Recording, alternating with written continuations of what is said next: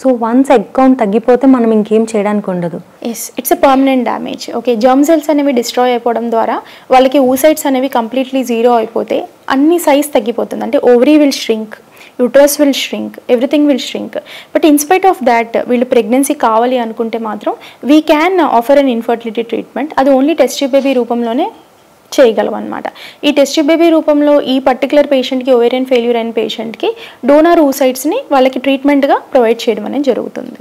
So పీసీఓడియే కదా మనకి ఉంది, రెగ్యులర్ సైకిల్సే కదా అనుకొని మాత్రం లైట్ తీసుకోకూడదు, అసలు వెంటనే కన్సల్ట్ అవ్వాలి doctor. There are many people ఇది ఖచ్చితంగా ఈ వీడియో ద్వారా I want to share to the public. First diagnosis is very very important. పెళ్ళి అయ్యి ఇర్రెగ్యులర్ సైకిల్స్ వస్తుందంటే బ్లైండ్గా పీసీఓడి అనుకోవటానికి లేదు, చాలా మందికి ఉంటుంది ప్రాబ్లం అనేది. సో ఇంకా సిస్టమిక్గా కూడా చాలా ప్రాబ్లమ్స్ ఉంటాయి కదా డాక్టర్? సిస్టమిక్గా కూడా ఉంటాయి. ఆ ప్రాబ్లమ్స్ ఎంతవరకు ఎఫెక్ట్ చేస్తుంది ఫర్టిలిటీ మీద? ఇన్ఫర్టిలిటీ మీద అంటే మన దగ్గరికి వచ్చేసరికి వాళ్ళు తొందరగానే వస్తారు. ఓకే, ఫర్టిలిటీ పరంగా ఏంటి అంటే మరీ 6 months 7 months పీరియడ్ రావడం లేదు అంటే అది అంత మంచి విషయం ఏమీ కాదు. రెగ్యులర్ పీరియడ్స్ అనేవి రావడం very very important. Okay, at least 2 months once అన్నా సరే దే హ్యావ్ టు బ్లీడ్. అవటం లేదు, 6 months గ్యాప్ వచ్చింది అంటే ఏంటంటే it is indicating there uterus is also decreasing in its size. So ఇలా పీరియడ్స్ వాళ్ళకి డిలే అవుతూ ఉంటుంది, దీనివల్ల యూట్రస్లో ఎండోమెట్రియంలో ఏమైనా చేంజెస్ రావడానికి ఛాన్సెస్ ఉంటాయి? ఎండోమెట్రియం గ్రోత్ ఆగిపోతుంది. ఓకేనా, because of all the hormones ఏమైతే తక్కువ అయిపోతాయో అది రెస్ట్ ఆఫ్ ద బాడీ పైనే కాదు, యూట్రస్ పైన, ఓవరీస్ పైన కూడా ప్రభావం అనేది చూపిస్తుంది, హార్ట్ పైన ప్రభావం చూపిస్తుంది. సో ఎప్పుడైతే యూట్రస్ సైజ్ అనేది తగ్గిందో, యూట్రస్ సైజ్ తగ్గిపోవడం మూలంగా వీళ్ళు ఐవీఎఫ్కి వెళ్ళినా సరే వాళ్ళు బేబీ ఇంప్లాంటేషన్ శక్తిని కొంచెం తగ్గిపోతుంది అనమాట. సో అన్ని మంత్స్ గ్యాప్ అనేది పీరియడ్ రాకుండా ఉండటం అంత మంచి విషయం కాదు. సో ఇలా థిన్ ఎండోమెట్రియం వల్ల కూడా ఎలాంటి ప్రాబ్లమ్స్ ఫేస్ చేస్తూ ఉంటారు? Thin endometrium is completely different picture. మీరు అడుగుతుంది ఏదో. థిన్ ఎండోమెట్రియం అనేది రెగ్యులర్ సైకిల్స్ ఉన్న వాళ్ళకి కూడా వస్తుంది. ఓకే, అది ఎండోమెట్రియం అబ్నార్మాలిటీ అంటే ఎండోమెట్రియం వీక్నెస్ మూలంగా వస్తుంది అనమాట. దీనికి డిఫరెంట్ ఇటియాలజీస్ ఉంటాయి. అంటే ప్రైమరీగా మనం చూసుకుంటే మన కంట్రీలో ట్యూబర్క్యులోసిస్ ఆఫ్ ఎండోమెట్రియం అనేది చూస్తూ ఉంటాము. ఓకేనా, వీళ్ళకి ఏంటి అంటే చిన్న వయసులో ఎప్పుడైనా ఎండోమెట్రియం ట్యూబర్క్యులోసిస్ వచ్చి ఉండొచ్చు, ఆర్ ఎనీ అదర్ ఆర్గన్స్కి ట్యూబర్క్యులోసిస్ వచ్చి ఉండొచ్చు. సో వీళ్ళకి లోపల ఏమవుతుంది అంటే basal layer of endometrium damage అయిపోతుంది. సో ఎప్పుడైతే అది మనకి బేస్ అనేది డ్యామేజ్ అయిందో వీళ్ళకి ఎండోమెట్రియం థిక్నెస్ అనేది ఫార్మ్ అవడం తగ్గుతుంది అనమాట. సో కొంతమందికి ఏంటి అంటే డిఎన్సీ అనేది చేసేవాళ్ళు ఇదివరకు, వాళ్ళకి around 5 to 6 years back pregnancy రావడానికి కొంతమంది గర్భసంచి క్లీనింగ్ అంటారు. ఓకే, దాన్ని చేయించుకునేవాళ్ళు. బట్ చాలామంది దాంతో కన్సీవ్ అయ్యేవాళ్ళు. But at the same time ఒక 50% ఆఫ్ ద పీపుల్కి విగరస్ క్లీనింగ్ ద్వారా ఎండోమెట్రియం కూడా డ్యామేజ్ అయ్యే అవకాశం అనేది ఉంటుందన్నమాట. ఓకే, సో క్లీన్ చేయించుకునే కూడా పద్ధతులు ఉంటాయి, ఎంత డెప్త్ క్లీన్ చేయాలి ఏంటి అని చెప్పేసి. అదర్ థింగ్స్ ఏంటంటే పెల్విక్ ఇన్ఫ్లమేటరీ డిసీజెస్, వీళ్ళకి ఇన్ఫెక్షన్స్ ఉంటుంది. That most of the spaces are asymptomatic.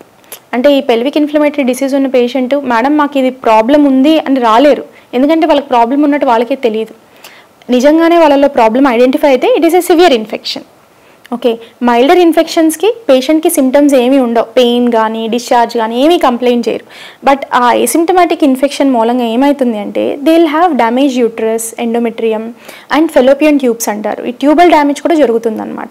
ఈ బ్యాక్టీరియా అనేది ఎటువంటి ఫీవర్ని కానీ కాజ్ చేయదు. These are sexually transmitted diseases. Okay, వాళ్ళకి మినిమం డౌట్ కూడా రాదు. సో వీళ్ళేంటి ఒక 2-3 years ప్లాన్ చేసుకుని ప్రెగ్నెన్సీకి అప్పుడు వస్తారు కదా, then we will be able to identify okay వీళ్ళకి ప్రీవియస్గా ఇన్ఫెక్షన్ ఉంది, సో దాని మూలంగా ఈ ప్రాబ్లం అనేది వచ్చి ఉంటుంది అని చెప్పేసి. That is one of the cause. ఈ థిన్ ఎండోమెట్రియంని ప్రెజెంట్లీ ట్రీట్ చేయడానికి అయితే డిఫరెంట్ టెక్నాలజీస్ అయితే వచ్చున్నాయి, అడ్వాన్స్ ట్రీట్మెంట్స్ అనేవి ఉన్నాయన్నమాట. సో ఎండోమెట్రియం కొంచెం తక్కువైనా సరే హై డోస్ ఆఫ్ ట్రీట్మెంట్ ఇచ్చుకొని ప్లేట్లెట్ రిచ్ ప్లాస్మా అని కొత్తగా వచ్చింది. సో ఈ ప్లేట్లెట్ రిచ్ ప్లాస్మాలో గ్రోత్ ఫ్యాక్టర్స్ ఉంటాయి. ఆ గ్రోత్ ఫ్యాక్టర్స్ని మనం గర్భసంచిలోకి ఇంట్రడ్యూస్ చేసుకోవచ్చు.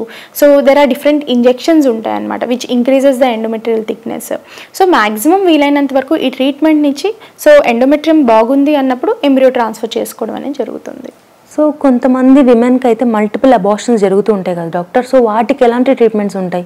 సో దీన్ని రికరెంట్ ప్రెగ్నెన్సీ లాస్ అంటారు. జనరల్లీ వన్ అబోర్షన్ జరిగినప్పుడు more of it is sporadic, అంటే మళ్ళీ రిపీట్ అవుతుందని అయితే మనం భయపడకూడదు. బట్ రికరెంట్గా ఒక 2 abortions అయినాయి, 3 abortions అయితే something we should investigate the couple అనమాట. సో మోస్ట్ కామన్గా ఇన్వెస్టిగేషన్స్ చేసినప్పుడు వీళ్ళకి ఏంటి అంటే థైరాయిడ్ అబ్నార్మాలిటీస్, హార్మోనల్ అబ్నార్మాలిటీస్ కనిపిస్తాయి. కొంతమందికి ఏంటంటే ఈ ప్రెగ్నెన్సీలో సర్టెన్ హార్మోన్స్ ఉంటాయి. ఓకే, ఆ హార్మోన్స్ లోపం వల్ల కూడా బేబీకి సపోర్ట్ సరిపోక అబోర్షన్ అనేది అయిపోతుంది అనమాట. డిఫరెంట్ హార్మోన్స్, ఈ హార్మోన్ అబ్నార్మాలిటీ ఉందా చెక్ చేయించుకోవచ్చు. ఇవి కాకుండా ఏంటి అంటే కొంతమంది పేషెంట్స్లో మనము ఈ బ్లడ్ సర్క్యులేషన్ క్లాట్ అనేది జరిగిపోతూ ఉంటుంది. That is called thrombophilias. Okay, వీళ్ళకి ఏంటి అంటే వీళ్ళ సర్క్యులేషనే ప్రాబ్లం. ఈ సర్క్యులేషన్ ఏంటి అంటే they have high intensity for clotting. So ఈ హై ఇంటెన్సిటీ ఆఫ్ క్లాటింగ్ మూలంగా ఏమవుతుంది అంటే మదర్ నుంచి వచ్చే బ్లడ్ సప్లై ఎక్కడో చోట బ్లాక్ మూలంగా ఆగిపోతుంది. Because of that the baby will have little suffocation, at results in bleeding and they will have abortions అనమాట. ఈ కండిషన్ను కూడా మనం బ్లడ్ టెస్ట్ ద్వారా ఐడెంటిఫై చేయొచ్చు. This is a rapid thrombophilia profile. అంటే మీకు ఒక్క టెస్ట్ చేయడం ద్వారా ప్రాబ్లమ్ ఐడెంటిఫై చేయడం కుదరదు. There are so many abnormalities in blood clotting disorders. ప్రతి దానికి టెస్ట్ చేయడం అనేది కొంచెం కష్టం. It will cost too much the patient and మనం ఐడెంటిఫై కూడా చేయలేమన్నమాట. ఇంకా అంత అబ్నార్మల్గా ఉండేది ఐడెంటిఫై చేయడం కష్టం. And one more thing what usually మనం చేయించుకోవాల్సింది ఏంటి అంటే యూట్రస్. ఓకే, ఫస్ట్ యూట్రస్కి ఏమైనా ఉందా కూడా ప్రాబ్లమ్స్ చెక్ చేసుకోవాలి. అంటే యూట్రస్కు కొంతమందికి కంజనైటల్ అబ్నార్మాలిటీస్ ఉంటాయి. అంటే హాఫ్ యూట్రస్సే ఉంటుంది, లేదు అంటే వాళ్ళకి 2 యూట్రస్గా విభజన అనేది ఉంటుంది. కొంతమందికి గోడ ఉంటుంది, గర్భసంచి లోపల గోడ ఉంటుంది. ఈ ఫ్యాక్టర్స్ మూలంగా ఏంటి అంటే న్యాచురల్గా కన్సీవ్ అయినా దే టెన్ టు అబార్ట్ అనమాట. అంటే ఇన్ అండ్ అరౌండ్ వాళ్ళకి 3 నెలలు వచ్చేసరికి బ్లీడింగ్ అయిపోవడం కానీ లేకపోతే పెయిన్ రావడం కానీ జరుగుతూ ఉంటుంది. సో యూట్రస్ అబ్నార్మాలిటీస్ అయితే కొంతవరకు సెప్టమ్ అట్లాంటివి ఐడెంటిఫై చేస్తే వాటిని సర్జికల్గా కరెక్ట్ చేసుకుని then we can go for treatment. Okay, అదే కొంతమందికి ఏంటంటే యూనికార్నియేట్ యూట్రస్ అవన్నీ ఉంటాయి, అది హాఫ్ యూట్రస్సే ఉంటుంది. These are congenital. Treatment is difficult. But చాలా మందికి వీళ్ళలో ఒక ఫర్ ఎగ్జాంపుల్ 10 మెంబర్స్ అలాంటి వాళ్ళు ఉంటే 50% of them deliver, 50% of them they ten to abort అనమాట.